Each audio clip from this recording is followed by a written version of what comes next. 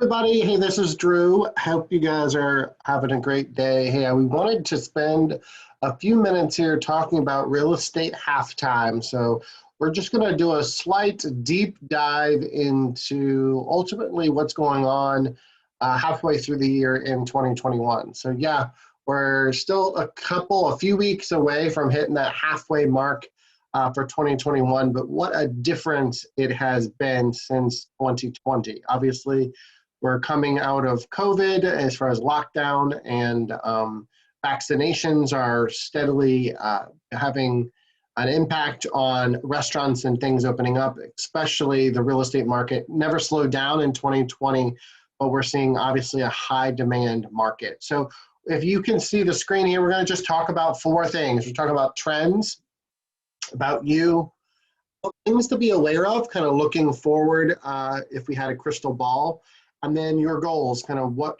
the step forward is for the remaining 2 quarters of 2021. So if you're watching this recorded, take notes, because there definitely is a few things I want you to really brainstorm on.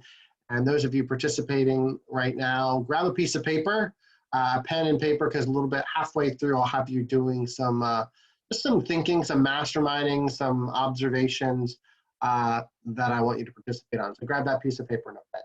So first, let's look at the local trends. Obviously, this is just pulled from CVR MLS. This is through May. Obviously, we'll pull June's information by mid-July, but we're already halfway through the year at that point, right? So one of the things that I just want to spotlight on this slide is that closed units are obviously 12% on closed units, but in new construction world, they're up 19. If you're ever doing market of the moment stuff with us, you see those trends. So pending units, 12% up year to date versus new construction's up 26, almost 27. Again, I even say new construction is probably higher because there's a lot of custom homes being built that are not in MLS. But this is the one thing I want you guys to be aware of. And this might be something you want to tell your buyers and sellers. The number of listings is 1.6% increase of what we did last year versus this year. And if you look at this number, 9,675 was last year, 9,829 is this year, year to date. So comparing apples to apples, that's only 154 house difference. So what we're seeing is, yes, the inventory shortage is coming from a much higher demand. And so based on feedback, based on your information, based on conversations I'm having with agents throughout the country and other coaches, we're seeing two main significant reasons why there's more buyers out there than ever before. First of all, cash flow. So 2020, a lot of us were locked down, so we were saving money, whether it was on purpose or not. We weren't spending it on restaurants, right? So there's more cash, savings account cash. So those buyers that were kind of on the fence have now kind of have the confidence that they can buy a house because they have a little bit more cash to play with, obviously down payments, paying physical cash for properties, investors getting back into the market because they have cash and things like that.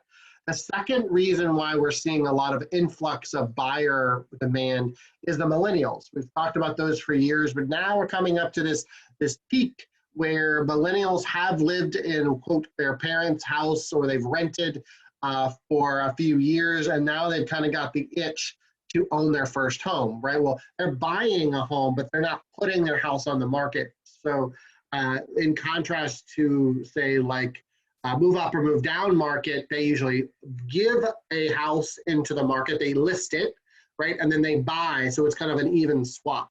So cash infusion changed a lot of things, and then those millennials are finally kind of saying, hey, maybe it is smart, maybe it is a good opportunity to enter the market and purchase a home, right? So those two factors are causing friction, and you know that firsthand. But it's always interesting, the low inventory. We have actually the same amount of inventory as we did the previous year, but the demand is so much higher. And so we get a lot of conversation about, do we think there's going to be a bubble? Do we think we're in a housing bubble? Every economist, every real estate expert that I have found over the last 2 to 3 months is like, that's going to be nearly impossible to actually have a bubble, right? Because low interest rates, which are artificially created right now because of the federal government, obviously the influx of buyers, prices are still steady. Appraisals are maybe not as consistent. Not appraising, meaning they're still appraising at a decent amount. And then also the final thing is that we've had a lot of legislation to limit or to minimize foreclosures flooding into the market, because the government knows that if that were to occur, that could cause a challenge in the overall economy. So just a local trend is that we're going to see a lot of the same thing. I will tell you the last 2 to 3 weeks through conversations with you guys, it is a little bit of a movement. I don't know that that's a trend. I think it's a little bit of the summer season, a little bit of COVID vaccinations kind of coming into effect. We have seen a slightly slower process with showings, and maybe instead of 20 offers, there's 10 offers.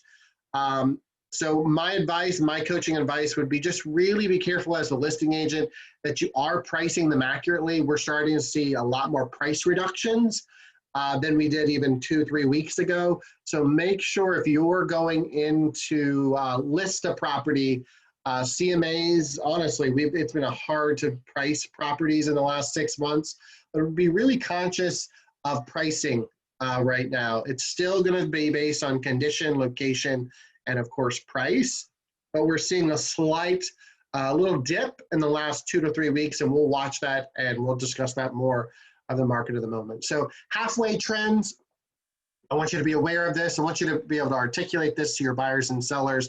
But you guys know that it's still a crazy market out there, crazy competitive, and you're doing a great job.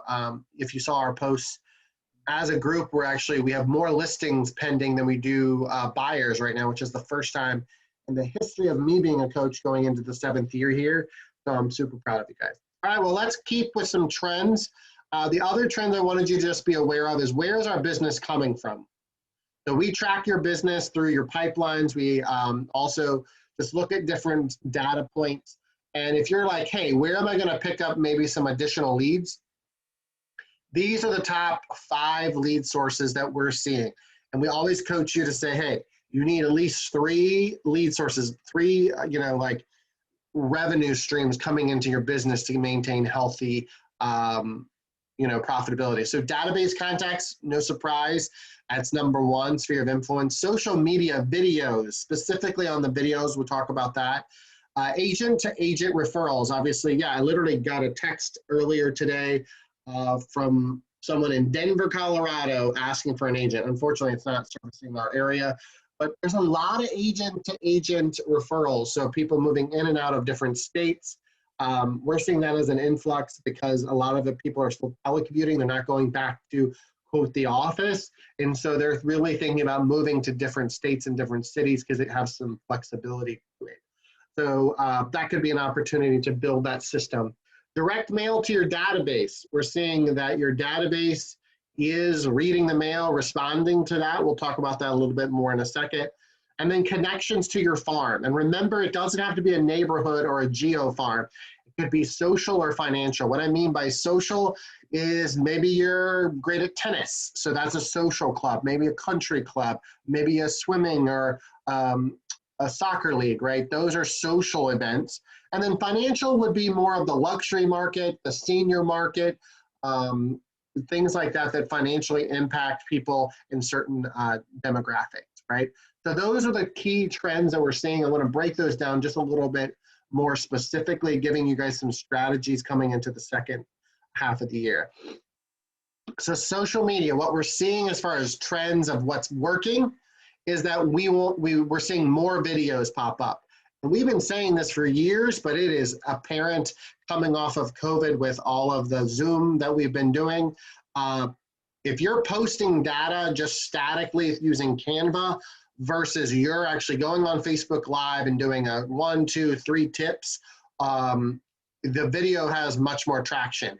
The reason why that is, number 1, the algorithms of Facebook and Instagram prefer video over that static image. So we're seeing agents that are using more video in their social media platforms are actually having more traction and attracting more leads. Using more questions rather than statements. Really, what we tend to see is this or that post, right? Or posing a question. And if you look at the bottom of the screen here, just giving you a couple examples. What is the best feature of your current home would be a great question, right? Just keep it simple. Do a simple graphic and type it in, right? Doesn't need to be Canva created. If you could sell now, what would your quote new home have that you don't have now, right? So asking some questions that are going to spark comments. Key there is that you private message them and continue that conversation, digging deeper into that question. And the third is that those client stories. You and I, we've talked about those Google reviews and having that as an opportunity to kind of cast that story coming from a third party rather than you kind of tooting your own horn. And so we're seeing those. So those three things, if you're looking at how I build my social media calendar, how do I fill my story and my wall with those are three things. What we're seeing less of from a trend standpoint is general posting of tips, kind of those top 3 ways to sell your house, or also general real estate news. It needs to be super local real estate news, not general national news. And then less of that local stats on just a generic scale, right? We want to see things that are very specific, neighborhood specific, zip code specific. We want to see school districts, whatever you feel would kind of fall in line with that. Last couple things on this trend is posting on your story versus your wall, right? Stories kind of, in my opinion, came from Instagram, and now we're kind of bleeding into Facebook. What we're seeing is that people that are posting, agents, top producers that are posting on their story, right? And those stories only last 24 hours, however, are having higher impact than they are on your wall. And so a tip that we got a few months back is post on your wall, right? The statistic, the video, whatever graphic that you did about your just listed, right? And then take that wall photo, take that information, and then repost it even the next day on your story, and you'll find that those two different locations don't always intersect. And so you're having a different exposure to your consumers when you're doing it that way. Again, quick video tours, real estate trends, before and after photos. Those of you that are heavy listers, if you're recommending painting or new carpet, snap that photo of before they do it and then do a side-by-side. Guess the list price game. That contest is super effective right now, kind of throwing in a gift card of whoever's the top on that, because it's really showing people that the escalation of prices is real. So if we're seeing social media trends, that's what we're seeing. And the last kind of tip of the day on that is start thinking ahead, right? Save photos, save videos. Don't post everything all at the same time, right? So those of you that are showing buyers houses, take some video of it. Don't post it today. Post it Friday, Saturday, Monday, Tuesday of next week, right? Take some additional photos of restaurants that you and your family are attending or dining at, right? And then use that as a photo later next week that says, hey, we went to this great restaurant. You should check out this local shop, right? So make sure you're saving future content so you can build out your social media again. Let's talk about direct mail trends. This is a lot different, right? So right now I'm seeing that we're doing just sold postcards, which is great. And you're sending those to your database and neighborhoods. Again, what we're tending to see is that we want to tell more of a story, right? We want to focus on how did you sell it in 4 days. So if you see the example here, and we created this in Canva for you. So if you want to use this template, you can customize it, adding your logos and things like that. Things that you're going to see are, yes, it's sold in 4 days. I'm going to zoom in here. But how did we do it? The preparation and the marketing, what you did to help this seller prepare to get it on the market. And then the results, 25 showings, 12 offers, sold 25% more than the list price. Showing them that you didn't just put a sign in the yard and you didn't just put it in MLS, that you are strategically getting more money for your sellers. Because remember, guys, if it's lack of value, then it goes to price, right? So if they have the perceived value of the consumer, says, this agent's not doing anything but floating through this crazy market, they're going to ask for discounted commissions. And you earn every single dollar, every single penny that you that you earn. So make sure when you're doing your direct mail, we're really seeing trends of stories, of conversations around it. You'll also see on the bottom of the second page a testimonial, right? Posting those Google testimonials in print and cross-pollinating those into social media posts. Because again, it's about telling a story rather than using statistics. People remember stories. So what we're seeing is the trend line is moving on direct mail. It is still highly effective. In fact, I think it was Tom Ferry posted his top 3, and direct mail and email were actually the top trending for his high producing agents in 2021. So crazy to see direct mail still out there. So if you're on the fence about doing it, I just say tighten it up, make it what we call sticky, so where it's something that they want to keep when they are ready to buy or sell. All right, guys. So let's talk about database a little bit. First thing is that text message is where everything's kind of going. We're seeing more effective results. You remember when we were kind of in the midst of COVID, people were answering the phone. Well, the world has woke back up. People are crazy busy. So text message is tending to be that two-way conversation. I took a screenshot of a recommended text message. Hey, John, hope you and the family are doing well. Crazy times. The real estate market is bananas. If you haven't heard, I was reaching out to see if you were curious about the new home value of your house, right? Using emoji, using those bananas, which seems kind of hokey, right? People want to see that. People, it's eye-catching, it's that eye candy. So I would recommend copying and pasting, sending this over and over again. You know, I've talked about DTD2. Really, it's keeping it simple. Knowing the size of your current database, so let's say it's 350, dividing it by 12 weeks, and then dividing it by 5, right? So I think that rough math is like, what, 8.6? So you bump it up. That's 9 contacts a day. So what we need to do is have 9, 10, 12 text messages go out with this lovely banana emoji out to your database through private messenger, Instagram messenger, or text message, and those responses coming in, right? We want to have 9 two-way conversations. So I would just challenge you guys that the database is where the money is. It's still highly effective.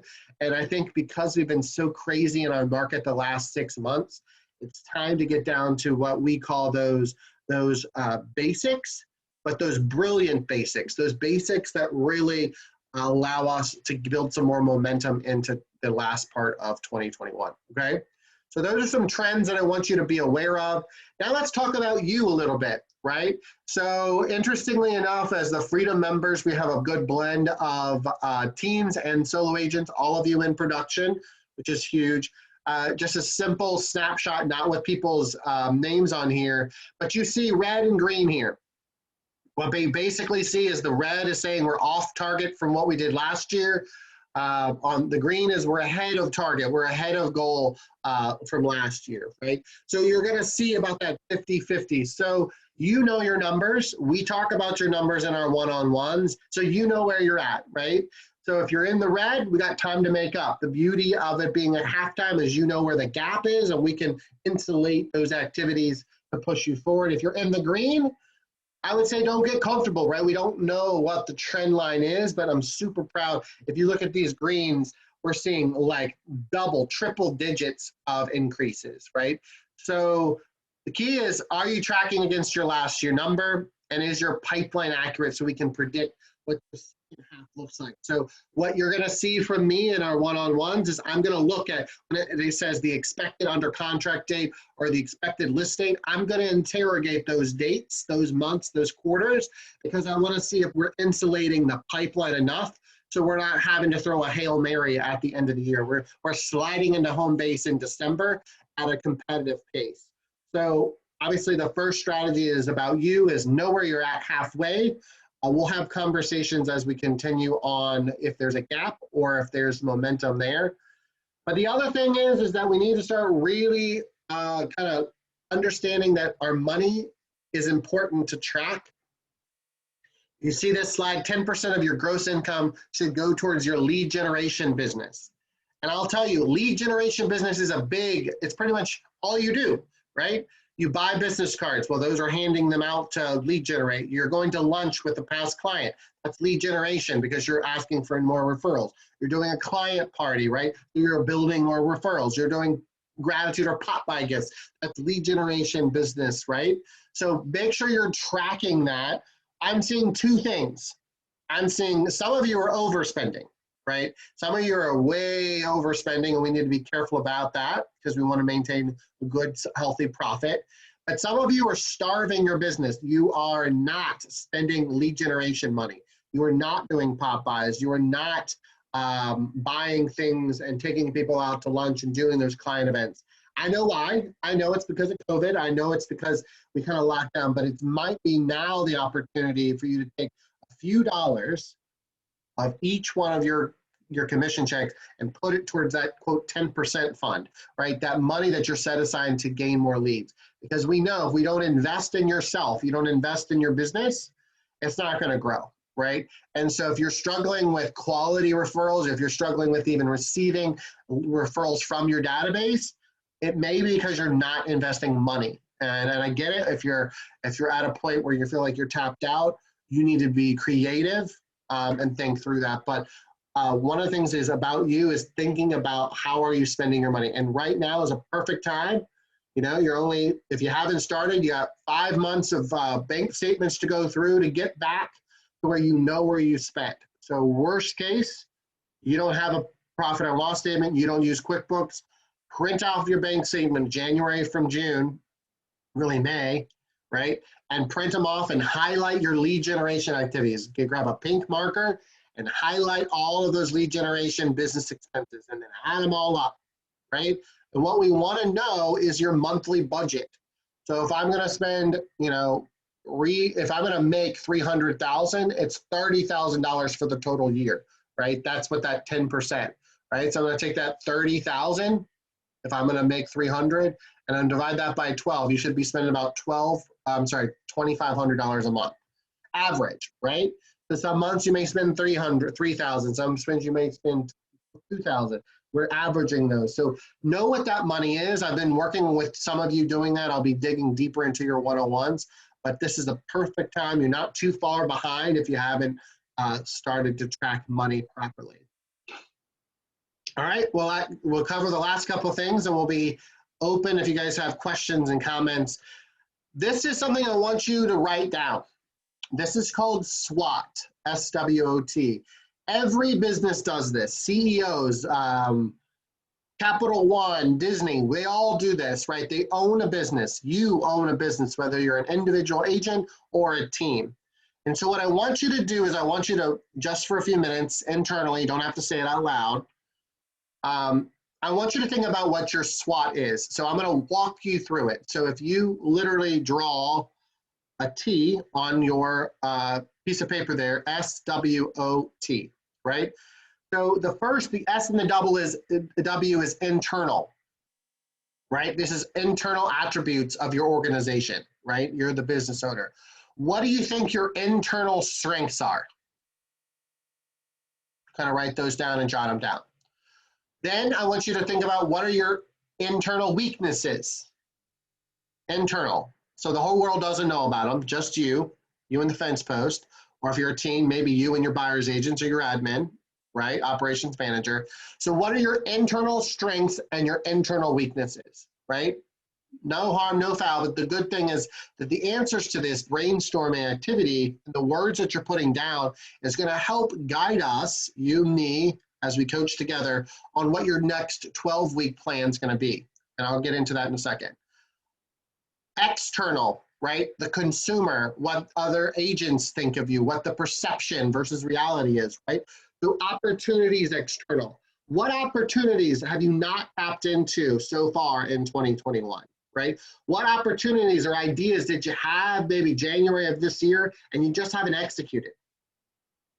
And then threats, external.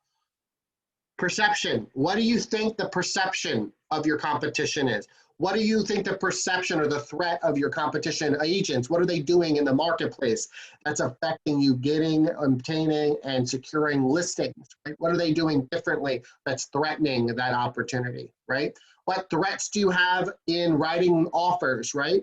So when you're going through SWOT, it is really important to really digest the difference between strengths, weaknesses, opportunities, and threats in those contexts, and think of them as a way that we can build from it. So taking an example of your SWOT, building a 12-week GPS, which you know what that is, right? It's our plan. These are some examples I put on the bottom. Again, generic, general, just to give you some flow to the conversation. Strengths, internal. Maybe you feel like you have a strong culture on your team. That's a strength, absolutely. Communication, you think you're great with communicating to internally to your operations manager, your transaction coordinator, to your broker, right? Desire to learn and grow is a strength for you. Weaknesses on the outside, again, internal. Maybe you're challenged with some systems you need to put in place for your business. Branding isn't quite where you want it yet, right? And what I mean by branding internally is maybe you don't have those listing presentation and buyer presentations ready to go. So then when you do have those appointments, you're kind of wasting time. So internally, you need to get those ready, done, set it and forget it. And then database, maybe we're not leaning into that in a more specific way.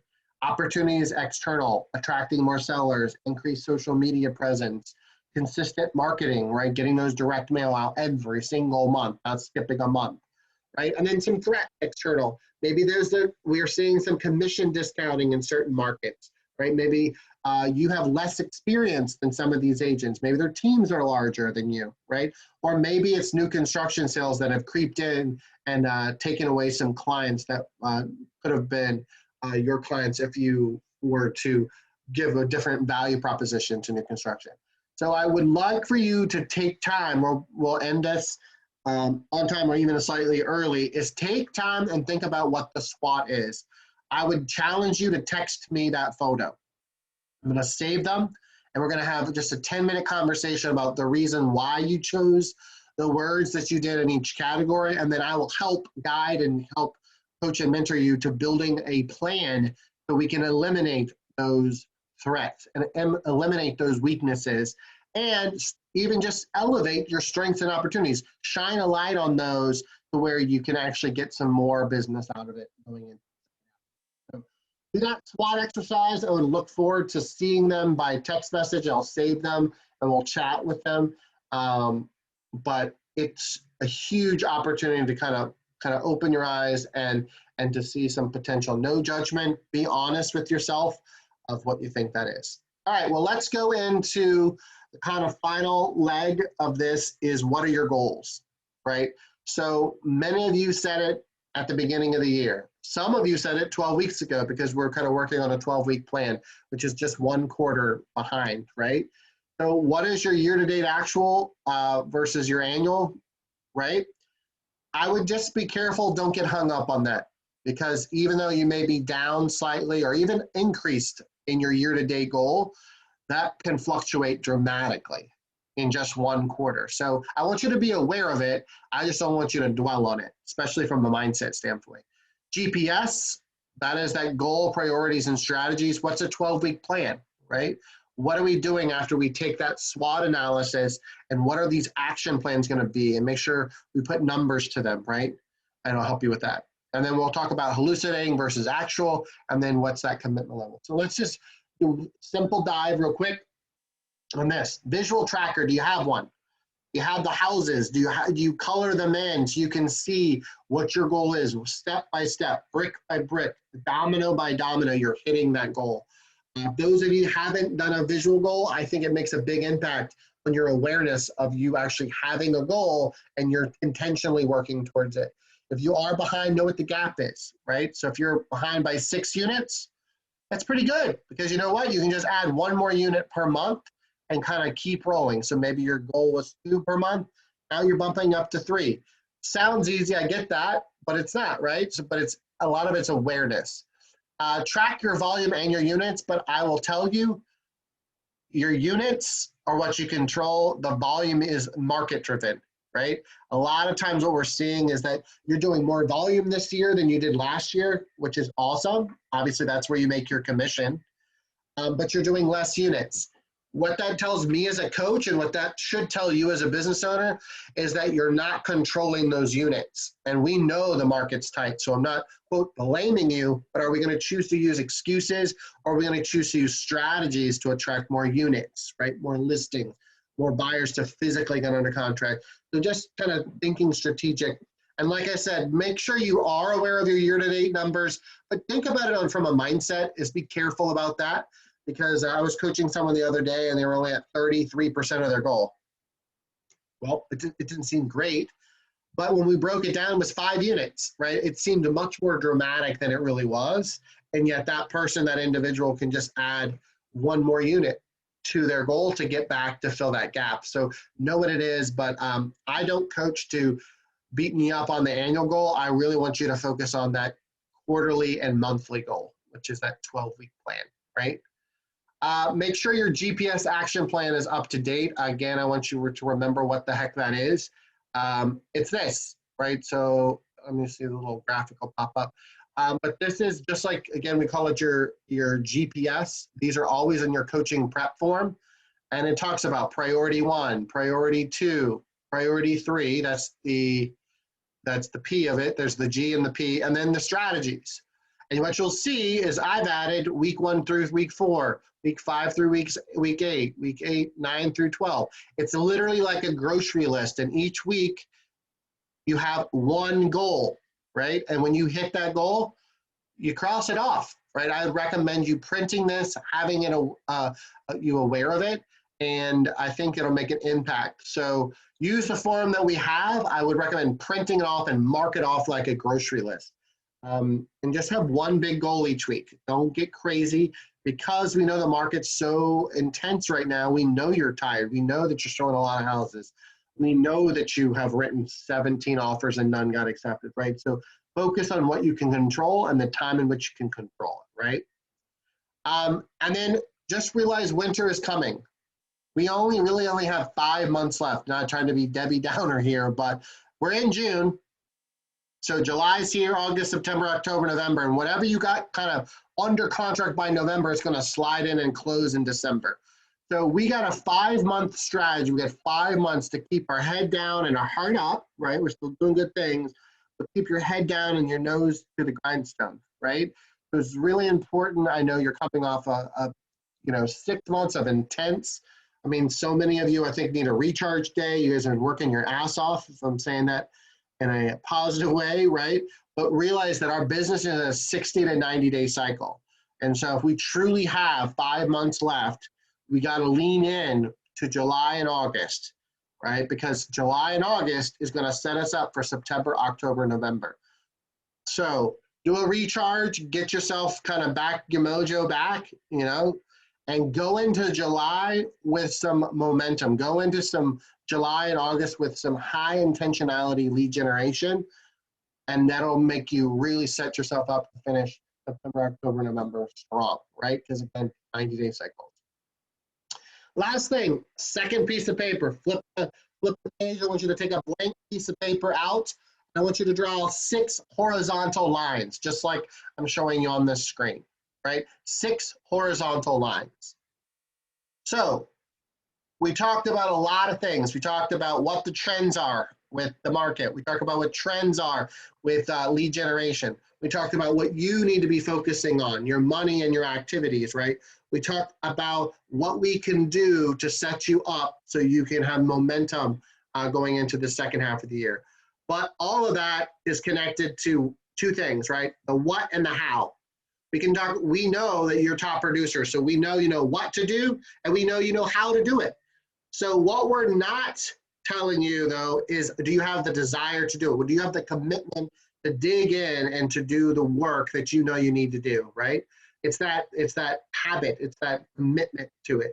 So this is what we call a commitment ladder. And if anybody has coached with me, this is a standard 101. Every time we do our halftime, we do what we call that commitment ladder. And so each one of these lines represents a rung of that ladder, right? Walking up that ladder towards finishing the goal strong. And I would like for you to write these words down under each rung of the ladder, under each line. The bottom, I hope I can do it. Second, I'm interested in trying. Third, I'm really going to try. Fourth, I want to do it. Fifth, I will until it gets hard. Sixth, I will do whatever it takes. What I'd like for you to do is, number one, write all these down. Number two, I want you to think really hard of your goal. When you set the goal at the beginning of the year or at the last 12 weeks, what was it? I want you to write that at the top of the piece of paper. What was the goal? Was it to sell more houses? Was it to get more free time? Was it to hire some help? Was it to sell more listings versus buyers? What was the goal? And now reflect back on where you're at so far and hitting that goal. Are you there? Are you halfway there? Are you further along than you thought? Right? I want you to think of all of these questions because the answer to the one I'm about to ask is the one that I want you to circle. What is your commitment going forward for the next 6 months of this 2021 calendar year, right? Going into July, what is your commitment level? What is the rung of the ladder that you're committed to? No judgment. It's all good. I know mentally and physically we're all at different places, right? But I want you to circle the rung of the ladder that you're personally at, that you're personally willing to commit to. And I want you to text me that, right? I want to know where your alignment is. And I'm not going to talk you up. If you circle, I hope I can do it, we'll talk about what that hope looks like. If you're interested in doing it, we'll talk about what that looks like. But if you do sign up and circle that I will do whatever it takes, then you're, in my opinion, in my interpretation of that top rung, is that I'm holding you accountable to that. I will do whatever it takes means I'm 100% all in, coach.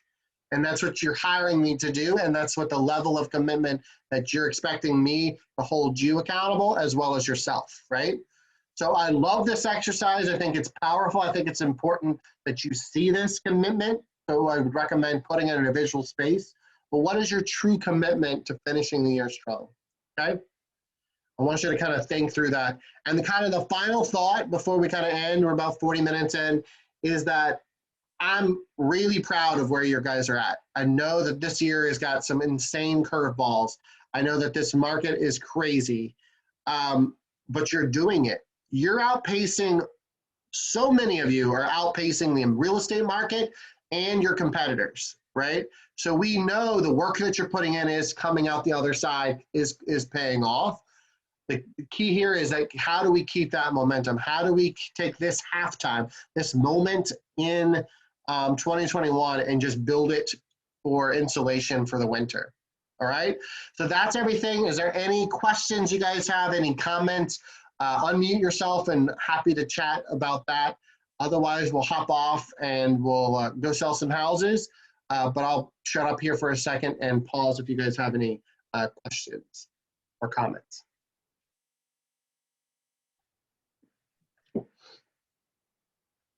No, just thanks for helping us refocus. There we go. Thank you, Catherine. Awesome. Well, I guess I'll see you guys soon. And I'll send this video as well as the presentation in a PDF form. So if you want to regroup and refresh some of this information, you'll have it. And those that aren't on the call today, they can listen to the recording afterwards. All right. Well, everybody have a great day. And I'll see you guys soon, okay? All right, thanks. Bye, everybody.